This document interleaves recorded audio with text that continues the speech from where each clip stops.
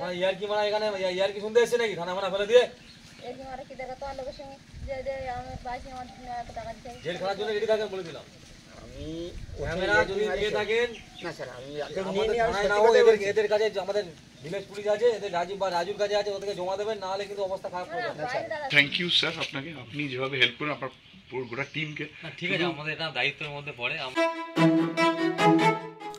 12 জানুয়ারি পরিবার নিয়ে সুন্দরবনে যাওয়ার পর 13 তারিখ হারালাম ক্যামেরা আর সেই ক্যামেরার খোঁজেই আবার পাড়ি দিলাম জল জঙ্গলের রাজ্য সুন্দরবনে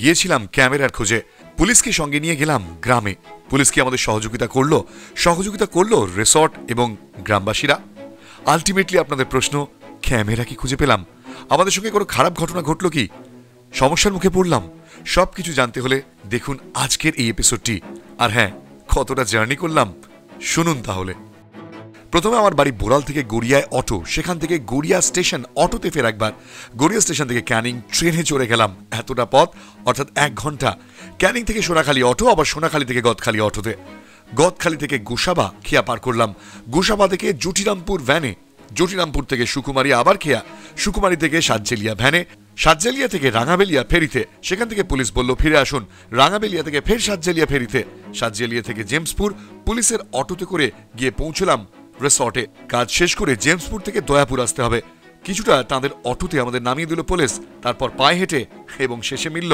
ভ্যান দয়াপুর থেকে ফের ফেরিতে পাখিরালয় থেকে গোসাবা অটোতে গোসাবা থেকে গদখালি ফের ফেরি গদখালি থেকে ক্যানিং ম্যাজিকে করে ক্যানিং থেকে ট্রেনে গড়িয়া তারপর আরো দুটো যানবাহন বদল করে বাড়ি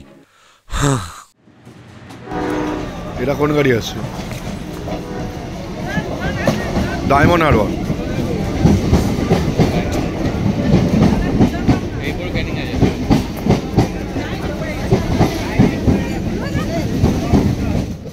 বাজে 6:44 যাচ্ছি ক্যানিং অ্যাকচুয়ালি যাবো না যাবো সুন্দরবন যে ঘটনা ঘটেছে যে পুলিশের কাছে যাবো একটা পুলিশ কমপ্লেন করা রয়েছে গোটাটা ডিটেলে জানাবো এই সকাল সকাল ঘুম থেকে উঠে আমাকে এখন বেরোতে হচ্ছে এতটা রাস্তা যাবো আমার সঙ্গে আরও দুজন রয়েছে এই গোটা ঘটনা আমার সাথে কী হবে আমি জানি না সেই কারণে ভাবলাম যে ভিডিওটা করে রাখা খুব দরকার কারণ ওখানে গেলে বুঝতে পারবো যে ঠিক কী ঘটনা ঘটছে এতখানি রাস্তা পেরিয়ে যেতে হবে যারা এই ভিডিওটা এর আগে একটা মানে এই লিঙ্কটা দেখেননি তারা গোটা ভিডিওটা দেখতে থাকুন ঠিক কী হয়েছে বুঝতে পারবেন রিসর্টের বিরুদ্ধে কেন অভিযোগ কেন যাচ্ছি এফআইআর করতে কেন পুলিশ নিয়ে গ্রামে যেতে হবে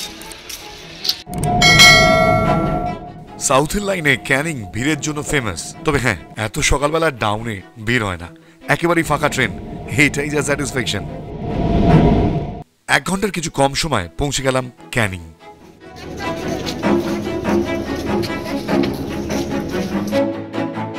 এখন বাজে 7:51 সকাল আমি ক্যানিংয়ে দাঁড়িয়ে রয়েছি ক্যানিং স্টেশনে এখান থেকে যেতে হবে গদখালি থেকে অনেকগুলো চেঞ্জেস রয়েছে মূলত যে ঘটনাটা ঘটেছে যে আমি যখন গিয়েছিলাম গত 12 তারিখ সুন্দরবনে 13 তারিখ আমরা যখন সাফারি করতে যাই সাফারিতে একটা দুর্ঘটনা ঘটেছিল ফিরে আসার পর আমার ক্যামেরাটা যখন আমি লঞ্চ থেকে নামি আমার এক ভাইয়ের কাছে ছিল তার কাছ থেকে ক্যামেরাটা কোনোভাবে মানে হারিয়ে যায় ডেফিনেটলি তার গাফিলতি তো ছিল কিন্তু ক্যামেরাটা কোথায় হারালো সেটা আমরা বুঝতে পারিনি কারণ আমরা যখন লজে ঢোকার কিছুক্ষণ পরে আমরা বুঝতে পারি যে আমাদের কাছে ক্যামেরাটা নেই এখন প্রবলেমটা হচ্ছে যে ক্যামেরাটা কি বাইরে হারিয়েছে না ক্যামেরাটা লজে হারিয়েছে সেটা বুঝতে গেলে আমাকে লজের সিসিটিভি ফুটেজটা দেখতে হতো কিন্তু লজ বা রিসর্ট আমাদের সিসিটিভি ফুটেজটা এখনও পর্যন্ত দেখায়নি প্রথমে বলা হয় যে সিসিটিভিতে কিছু পাওয়া যায়নি পরে যখন পুলিশি কমপ্লেনের কথা বলা হয় তখন তারা বলে যে তারা নাকি সিসিটিভি ফুটেজটা দেখতে পারেনি কারণ 72 ঘন্টা পেরিয়ে যাওয়ার পরে সেটা অটোমেটিক ডিলিট হয়ে গেছে সেটাকে আবার নতুন করে রিট্রিভ করতে হবে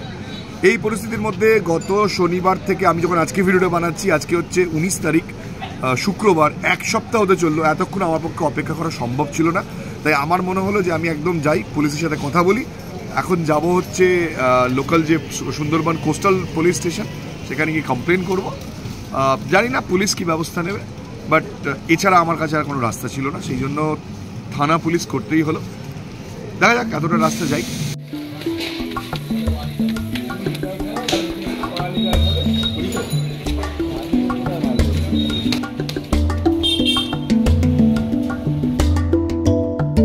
দেখুন আমার বেসিক্যালি সুন্দরবন ম্যানগ্রোভ রিট্রিটের এগেনস্টে কোনো অভিযোগ নেই কারণ এই রিসর্টটাতে আমি আগে অনেকবার গিয়েছি রিসর্টটা যথেষ্ট ভালো রিসর্ট এবং এখানে যে হসপিটালিটি, এখানকার ব্যবস্থাপনা, খাওয়া দাওয়া খুব ভালো। মানে এখানে যারা রিসর্টটাকে চালান, বিশেষ করে অপর্ণা এবং বাকি যারা স্টাফ রয়েছেন সেখানে, প্রত্যেকেই কিন্তু খুব ভালো, খাওয়া দাওয়া থাকা সব ভালো। কিন্তু যখন কোনো একটা ঘটনা ঘটে, শুধুমাত্র রিসর্টের সবাই দায়ী না থাকলেও, না প্লিজ দিন, রিসর্টের সবাই দায়ী না থাকলেও রিসর্টের মালিক যে ঘটনাটা ঘটিয়েছেন সেটা কিন্তু অন্যায়।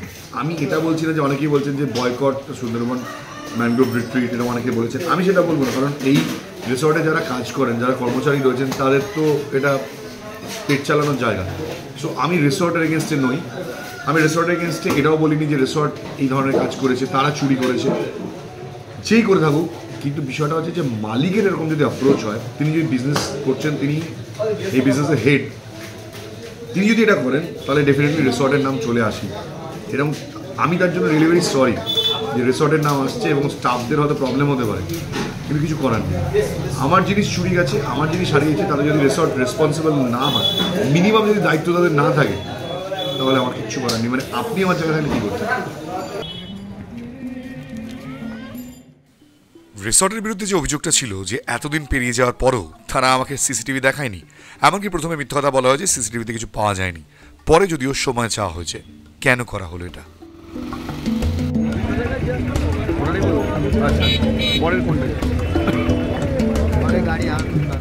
ক্যানিংয়ে অনেকক্ষণ অপেক্ষা করার পর প্যাসেঞ্জার না হয়, সেখান থেকে রিজার্ভ করলাম অটো সোনাখালি পর্যন্ত। গেল সোনাখালি, এই সোনাখালি গদখালি যেতে হলে এখান থেকে আবার অটো নিতে হবে। মানে ক্যানিং থেকে সোনাখালি এলাম, এখান থেকে আবার গদখালি, মানে 20 মিনিট, টোটাল 40 মিনিটের রাস্তা। সো আরেকটা অটো খুঁজতে হবে এবার।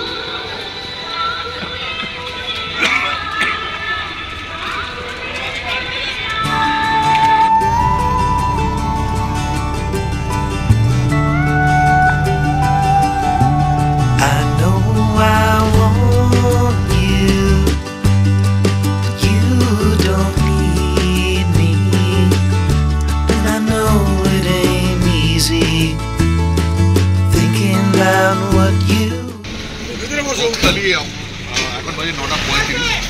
গদখালিতে পৌঁছে এখান থেকে ফেরি ধরতে হবে, ফেরি ধরে ওপারে যেতে হবে গোসাবা।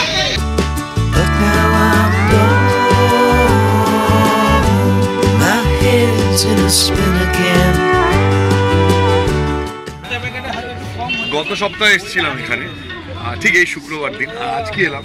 আজকে পুরোটা কুয়াশা রয়েছে গদখালিতে। এটা হচ্ছে মাতলা নদী। এখন এখান থেকে এই ফেরিতে ক্রস করতে হবে।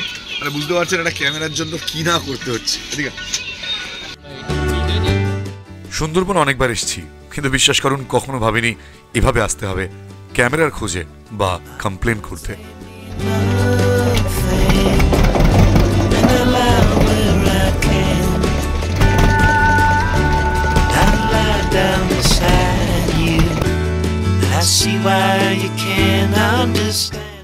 সুন্দরবন কোস্টাল থানার ওসির সঙ্গে আমার আগেই কথা হয়েছিল। উনি আমাকে বলে দিয়েছিলেন কিভাবে আসতে হবে, এবং ধন্যবাদ আমার সাংবাদিক বন্ধু প্রসেনজিৎকে। প্রসেনজিৎ না থাকলে আমি এতটা পৌঁছতে পারতাম না। এটা একটা অন্যরকম জার্নি, অন্যরকম অভিজ্ঞতা। হয়তো সবাই এভাবে জার্নি করতে পারবেন না, কিন্তু জার্নি উইথ বোসের মজাটাই এখানে যে আমি এভাবেই সবসময় জার্নি করতে চেয়েছি। কিন্তু এই জার্নিটা একটু আলাদা ছিল। আমার প্রিয় ক্যামেরার খোঁজ, জানি না পাবো কিনা।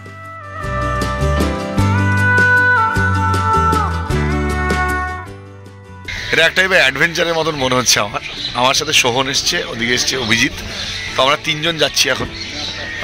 এখান থেকে ঠিক কতটা সময় লাগবে আমি সিরিয়াসলি জানি না, বাট এতটা পথ যেতে যে খুব একটা বোরিং লাগে তা না, এতটা ভেঙে ভেঙে যেতে হয় সেটা একটা মানে শুনতে অনেক মনে হয়, কিন্তু সময়টা সব মিলিয়ে 3 ঘন্টার মধ্যে আশা করি পৌঁছবো। আমরা বেরিয়েছিলাম 6:50 ট্রেন ধরেছিলাম, তো এখন বাজে হচ্ছে 7, 8, 9, 10, মানে অলরেডি 3 ঘন্টা হতে চলবে।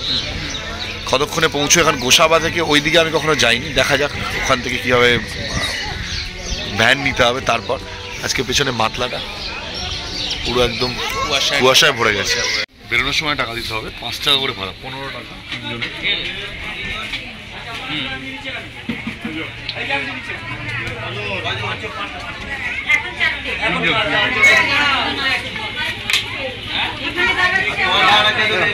এটা হলো গোসাবা আইল্যান্ড। আমরা এইখান থেকে টোটো টোটো না ভ্যান যা থাকে, ভ্যানও টোটো কি বলে, আমরা নিয়ে যদি আমরা পাখিরালয়ে যাই, এখান থেকেও যেতে পারি, তো এখান থেকে আমরা তাড়াতাড়ি পৌঁছতে পারবো। কিন্তু পাখিরালয়ে যেহেতু আমরা যাব না, তো আমরা এখান থেকে জ্যোতিরামপুর যাব। জ্যোতিরামপুর যেতে গেলে এখান থেকে কোথা থেকে ভ্যান পাওয়া যায় দেখি, ওটা কি বলে, ম্যাজিক ভ্যান না? ম্যাজিক না, ম্যাজিক না, ম্যাজিক না, বলো কি বলে, মোটর ভ্যান, মোটর ভ্যান। আমরা যেখানে যাচ্ছি সেই জায়গাটা হচ্ছে একদম প্রান্তিক জায়গা, তারপর থেকে এই সুন্দরবনের টাইগার রিজার্ভ শুরু হয়ে যাচ্ছে। এইটা হচ্ছে সেখানে গোসাবা সবচেয়ে বেশি জনবহুল, দোকানপাট এখানে সবচেয়ে বেশি রয়েছে, মার্কেট এরিয়া যেটাকে বলে।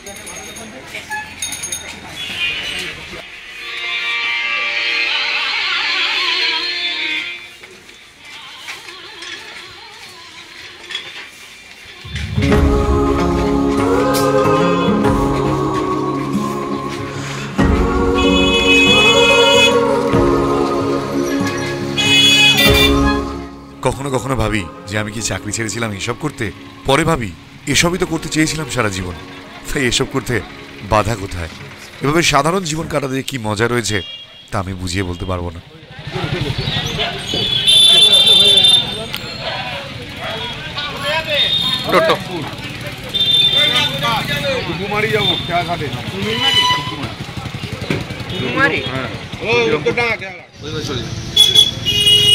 এখান থেকে জ্যোতিরামপুর যেতে হবে, জ্যোতিরামপুর খেয়াঘাটে যাব। এই গাড়িতে মোটামুটি 25 মিনিট লাগবে, 30 টাকা করে ভাড়া। তো দেখি যত তাড়াতাড়ি পৌঁছানো যায়। বুঝতেই তো পারছেন যে এই গোটা রাস্তাটা যাওয়া শুধুমাত্র একটা ক্যামেরার জন্য, নিজের শখের, অনেকেই বলবে নিজের শখের থেকে বড় কথা এটা নিজের কাজের জিনিস। এই কাজের জিনিসের জন্য যাও, আর 25 মিনিটে পৌঁছানো, দেখি ওখানে গিয়ে দেখাও। মানে আমার কাছে এই জিনিসগুলো একটা খুব এক্সাইটমেন্ট, আপনাদের দেখাচ্ছি, শেয়ার করছি, ভালো লাগাটা এখানে।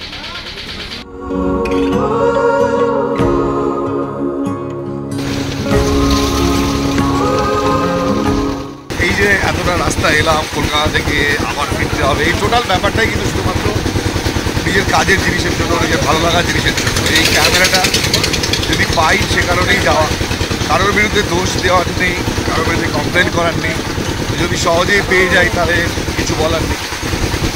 অনেকে বাইরে এরকম অনেক জিনিস হারিয়েছেন কিন্তু তারা পেয়ে গেছেন, আমি জানি। কিন্তু আমাদের রাজ্যে এই ব্যাপারগুলো এখন এরকম নয়, সহজে পাওয়া যায় না কোনো কিছু হারালে। আমি বাইরে ঘুরতে গিয়ে দেখেছি ভিন রাজ্যে, সেখানে কিন্তু বিশেষ করে পাহাড়ে আমি দেখেছি কোনো জিনিস হারালে অনেক সময় পাওয়া যায়। কত করে? 20 না 30? আমার মাথা ঘুরছে। তুমি তো ওইদিকে বলছি, আমি এখানে বলছি, আমি বুঝতে পারিনি। টান ধরে গেল, আমার এখন মাথা ঘোরাচ্ছে, উল্টো দিকে করে বসছো না।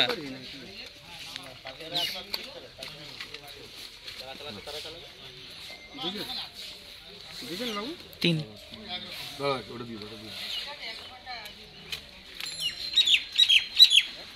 আমার মনে হচ্ছে মাথাটা এখনো ঘুরছে, এরকম এতটা রাস্তা ঝাঁকিনি খেতে খেতে এলাম।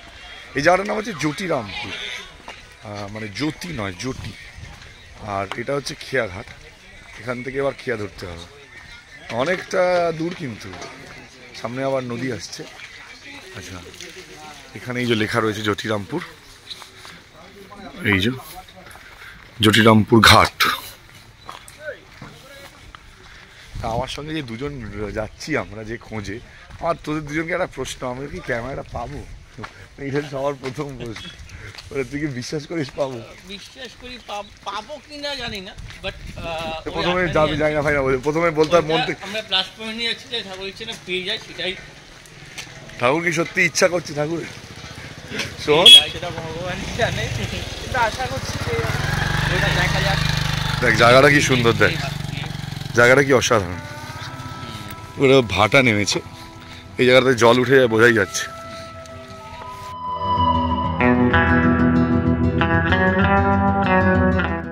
আমার আজকের জার্নির হয়তো অন্য উদ্দেশ্য রয়েছে, কিন্তু আমার এই যাত্রার মধ্যে দিয়ে আপনারা বুঝতে পারবেন সুন্দরবনের প্রত্যন্ত এলাকার মানুষজন কত কষ্টে এখনো রয়েছেন। যাতায়াত ব্যবস্থা তাদের জন্য গ্রীষ্মকাল বা বর্ষাকালে কতটা কঠিন।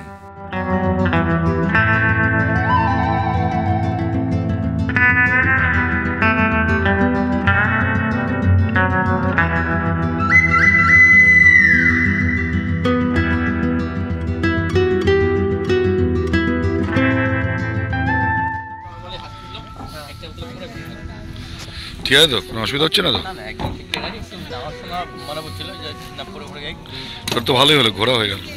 ঘোরা হলো, আবার ওখানে গিয়ে কী হয় দেখা যাক। সেটাই, ঘোরা হলো, তাহলে সাসপেন্সের ব্যাপার, তাই তো? হ্যাঁ ওইখানটাতে মেন আমাদের বিষয় কী হতে চলেছে। সিনেমা আমরা ওই পারে পারি। হ্যাঁ, সিনেমাটা ওখানেই হবে, এটা সবে শুরু। হ্যাঁ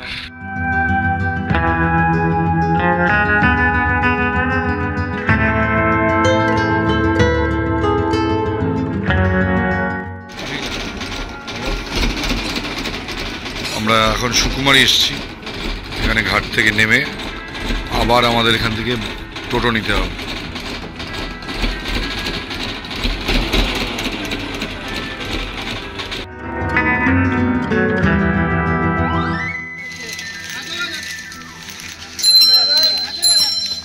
সুন্দরবন কোস্টাল থানায় গেলে কীভাবে যাবো? এটাতে হয়ে যাবে? আচ্ছা চলো। শোভন, কোন দিক দিয়ে উঠবি দেখ।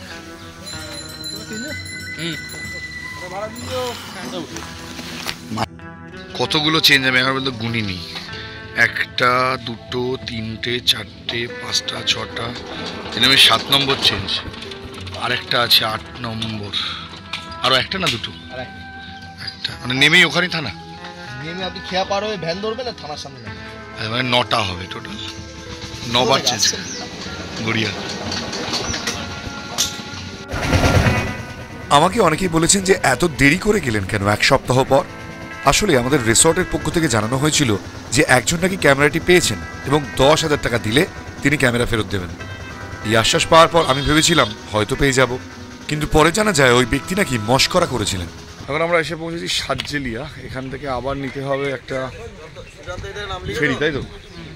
এখান থেকে ফেরি নিয়ে আবার তারপর ওখান থেকে আবার টোটো নিতে হবে। মানে কতটা, এটা সাতজেলিয়া বাজার আমার সামনে। মানে যাচ্ছি তো যাচ্ছি, বেরিয়েছি 7টা, 8, 9, 10, 11, 4 ঘন্টা হয়ে গেল। 4 ঘন্টা পেরিয়ে গেছে আমাদের, এখানে আসতেই 4 ঘন্টা লেগে গেছে বাড়ি থেকে টোটাল। এখনো পৌঁছইনি, আরও আধ ঘন্টা তো মিনিমাম লাগবে। আমাদের ভুল দিকে নিয়ে যাচ্ছিল, ভুল ফেরিঘাটে। আমি জানতাম যখনই ওই পেছনের দিকে যাওয়া হচ্ছে ভাই আমাদের ভুল দিকে নিয়ে যাবে। আমি খুব, আমার এক্সপেকটেশন কাজ করে, ভাই আমাদের ভুল দিকে নিয়ে যাবে, এই এক্সপেকটেশন আমার সবসময় থাকে। তো সেই হিসাবে হ্যাঁ, এই যে আমার সাথে এসছে সকালবেলা ঘুম থেকে উঠে, তাও আবার ভোরবেলা, এটা আমার জীবনে অনেক বড় প্রাপ্তি। এই হচ্ছে মনে দিদি ফেরিঘাট এদিকে, থ্যাংক ইউ। এদিকে ফেরিঘাট, এই হচ্ছে আবার একটা নদী আসছে সামনে। এই ওফ, নদী নদী শোন, এবার মনে করি ওফ শুরু। এখানে আসার পর আমার ম্যাপ একেবারে ঘেটে ঘ। যাই হোক, জিজ্ঞাসা করে জানা গেল সামনে রয়েছে সেই পরিচিত দত্তা রিভার, বাদিকে রয়েছে রাঙাবালিয়া, আর ডান দিকে রয়েছে ছোট মোল্লাখালী আইল্যান্ড। সেই আইল্যান্ডে আমরা যাব সুন্দরবন কোস্টাল থানায়।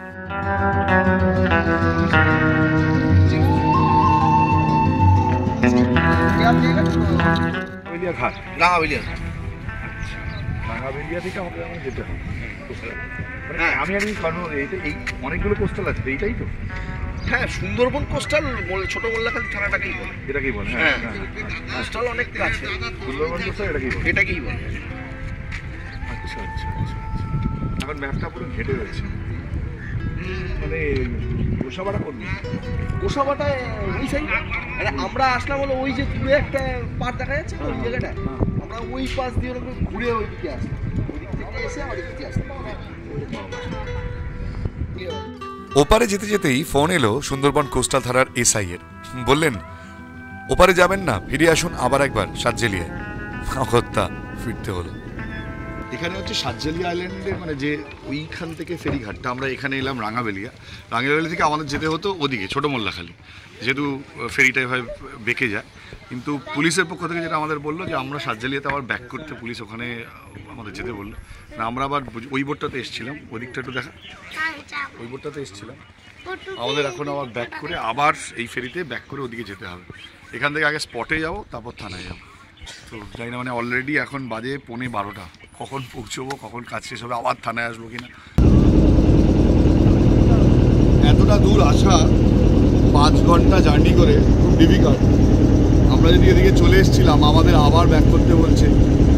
এখন এখান থেকে যেতে হবে জেমসপুর থেকে আবার যদি থানায় আসে তাহলে এটা হচ্ছে সুন্দরবন কোস্টাল।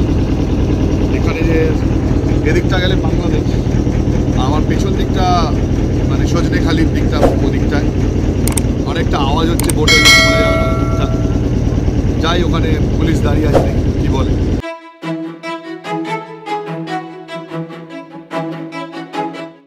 সাতজালিয়া বাজারে পৌঁছতেই দেখা হলো এসআই মিজানুর রহমানের সঙ্গে।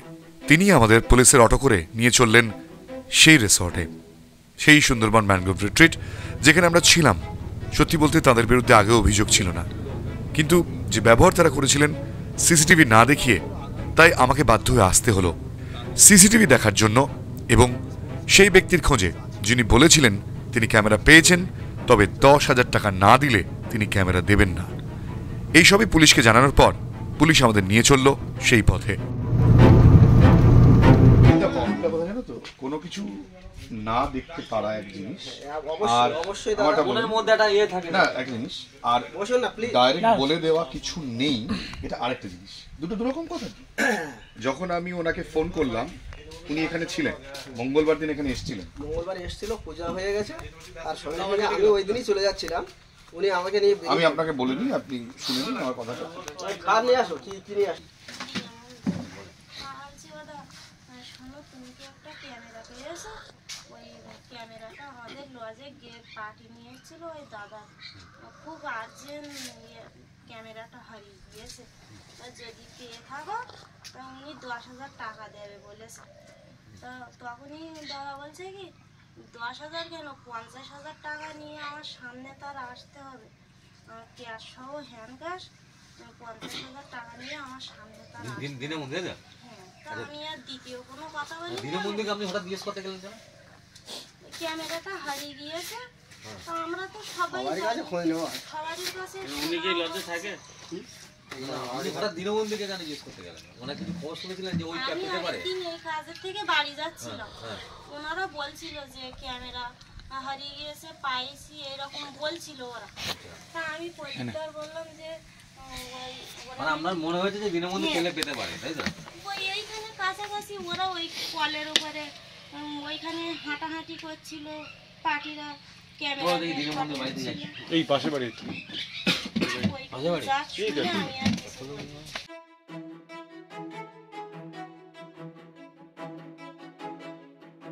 একথা শোনার পরে পুলিশ চলল ওই ব্যক্তির খোঁজে। আমরাও গেলাম পুলিশের সঙ্গে সঙ্গে। আসলে ওই ব্যক্তি দাবি করেছিল তিনি ক্যামেরা পেয়েছেন এবং 10,000 টাকা দিলে তবে ক্যামেরা ফেরত দেবেন। কাউকে আবার বলেছেন 50,000 টাকা নিয়ে আমার সামনে দাঁড়ালে তবে ক্যামেরা দেব। পুলিশের বক্তব্য ছিল এত দূরে আসা শুধুমাত্র এই মজাই আর কি শুনে। দেখুন, যতক্ষণ না পর্যন্ত দোষ প্রমাণিত হচ্ছে ততক্ষণ পর্যন্ত কেউ দোষী নয়। তবে এই ক্যামেরা যেদিন হারিয়েছিল এই ব্যক্তির বাড়ির আশেপাশেই ক্যামেরাটি পড়েছিল। এখনও যদিও সিসিটিভি ফুটেজ দেখা বাকি রয়েছে যে লজে আদৌ পড়েছে কিনা, তবে আমি নিশ্চিত লজে পড়েনি। আর ক্যামেরা যে বাইরে পড়েছে এটা নিশ্চিত হওয়ার জন্যই লজের সিসিটিভি ফুটেজটা দেখা খুবই জরুরি ছিল, যেটা এতদিন পর্যন্ত আমাকে দেখানো হয়নি। ওই ব্যক্তিকে ডাকার পর তিনি যখন এলেন, পুলিশের সামনে তার বক্তব্য ছিল তিনি নাকি মজা করেছিলেন। পুলিশের ধমকিতে কিছুটা কেঁপে উঠলেও তিনি কখনোই স্বীকার করেননি তিনি ওই ক্যামেরা পেয়েছেন বা তিনি ওই ক্যামেরা দেখেছেন। জানি না তিনি আদৌ ক্যামেরা দেখেছেন কিনা। ওই যে বললাম, যতক্ষণ না পর্যন্ত আপনি দোষ সাব্যস্ত করতে পারছেন তিনি দোষী হতে পারেন না, আর আমরাও কাউকে দোষী বলে দেখে দিতে পারি না। জেলখানা কিনে রেডি হয়ে থাকেন আমি তো কোনো বললেন কেন? আমি ওই রকম বলেছি, কারণ আমি তো এর কি প্রতিবেশ আমি এর কি বলেছি ওই রকম। আমরা থানা থেকে এসেছি, কাজ কাম ফেলে দিয়ে, হ্যাঁ আমরা ফাজলামো করার জন্য আসিনি। আপনার মতো অনেক সময় নেই যে ফাজলামো করবো লোকের সাথে। না স্যার, আমি হয়েছে না হয়েছিল আমাদের ক্যামেরাটা দিয়ে দেন আমাদের। না স্যার, আমার একদম বিন্দুমাত্র আমি পাইনি। আমি পারিবার নিয়ে আমি কি আমি নিজেতেই মোবাইল চালাতে পারিনি, আর আমি ও নিয়ে আমি পারি কেন দেবো না বলুন? কী হবে, আমি কী করবো বললেন? আমরা তো এমনি খুঁজিনি, আমরা তো বন্ধু বললেন। না স্যার, আমি ওই এর কিছু সালে কালকে প্রদীপকে আমি অনেক কিছু করে স্যার, আমি একদম বিন্দুমাত্র ওসব নিইনি।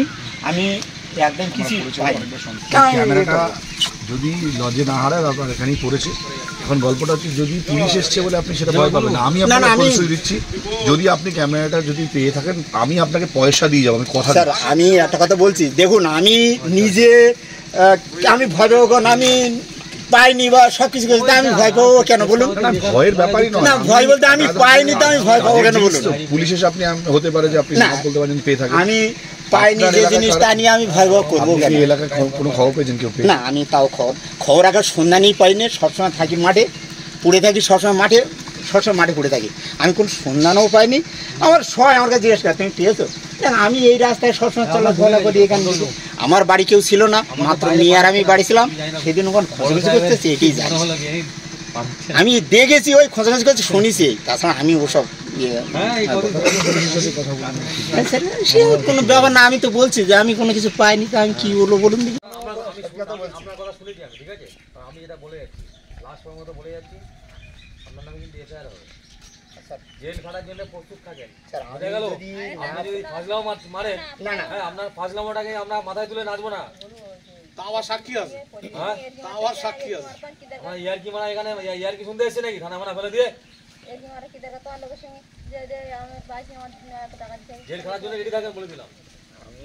ক্যামেরা যদি নিয়ে থাকেন আমাদের থানায় না হোক, এদের কাছে আমাদের ভিলেজ পুলিশ আছে, এদের রাজীব বা রাজুর কাছে আছে, ওদেরকে জমা দেবেন, না হলে কিন্তু অবস্থা খারাপ হয়ে যাবে। আপনি বলছেন কেন ওদের কাছে? দুজনের কাছে বললেন উনি কি পাগল নাকি? না উনি কি পাগল তো না, তাহলে এই আর কি মারা আলাদা আর কি।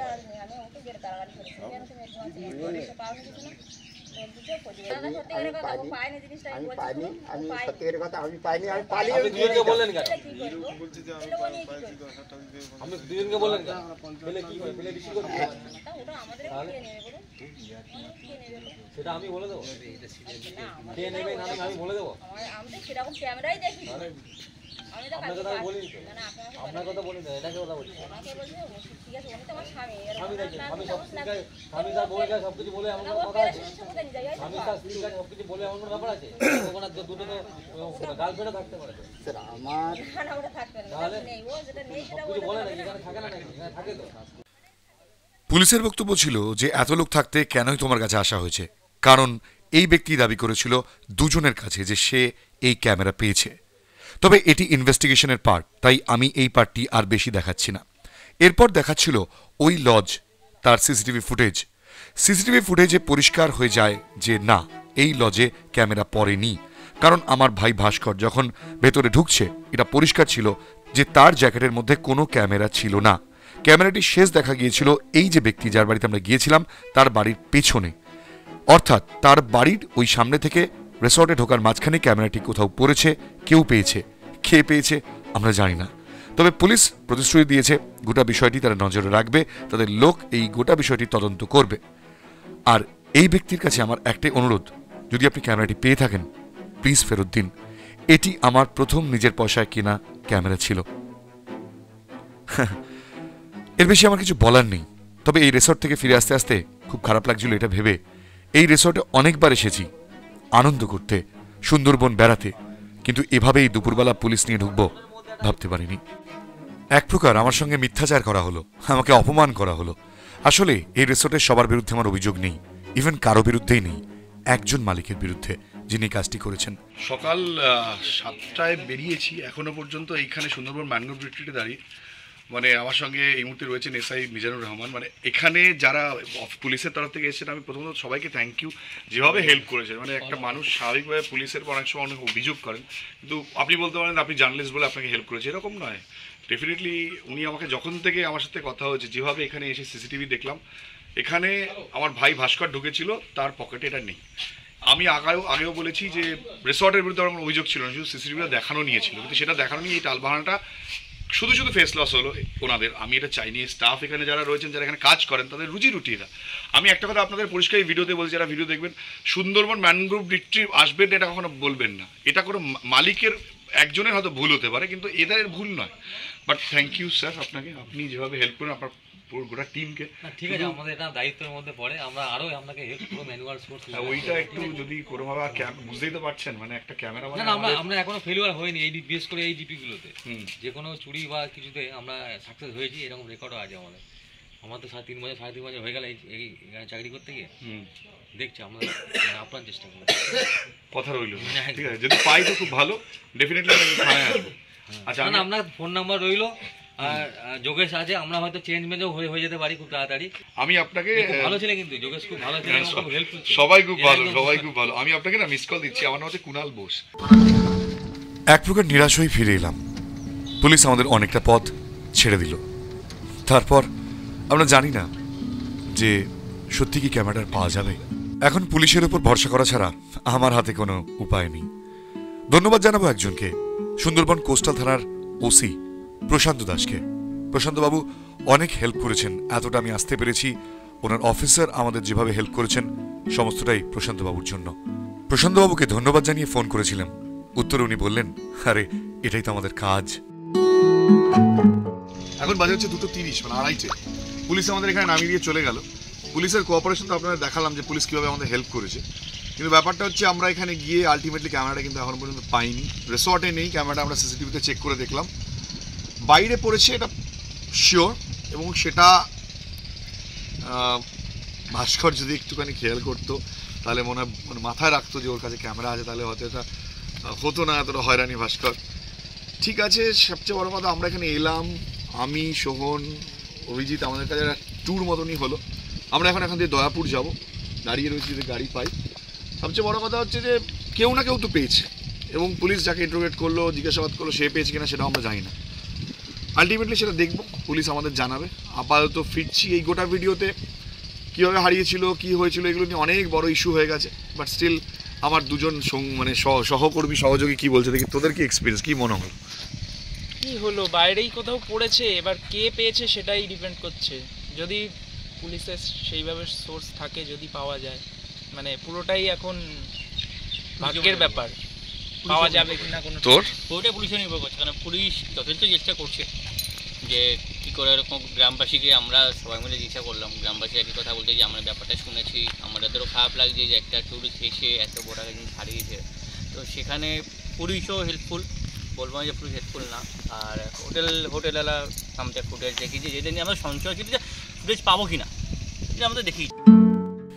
এই নিঝুম শুনশান দুপুরটায় যখন ফিরছিলাম শুনশান দয়াপুর বাজারটার সামনে দিয়ে, তখন মনে হচ্ছিল এই দয়াপুর বাজার, এই দয়াপুর ঘাট, এই রিসর্ট, এখানে কি আর আসা হবে জানি না।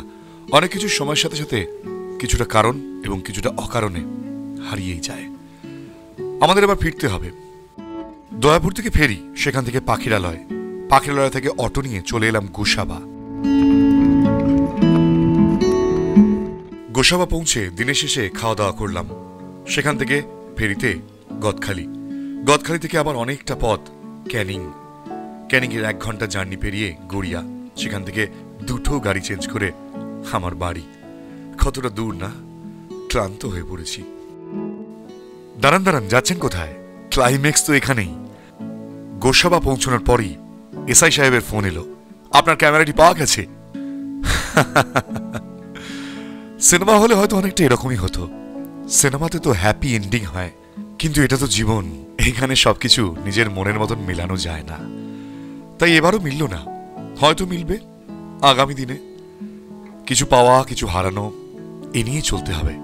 আর চলতে চলতে ফিরে এলাম অবশেষে, আবারও কোথাও বেরোবো বলে। কিন্তু এই জার্নি তো শেষ হবে না, তাই জার্নি উইথ বোসের সঙ্গে থাকতে হলে প্লিজ সাবস্ক্রাইব করতে ভুলবেন না। আশা নিয়ে এগিয়ে যাই না, দেখি না কি হয়। থ্যাংক ইউ সো মাচ এই ভিডিওটি দেখার জন্য। দেখা হবে নতুন একটা ভিডিওয়ে, নতুন এপিসোডে। Tata, bye bye.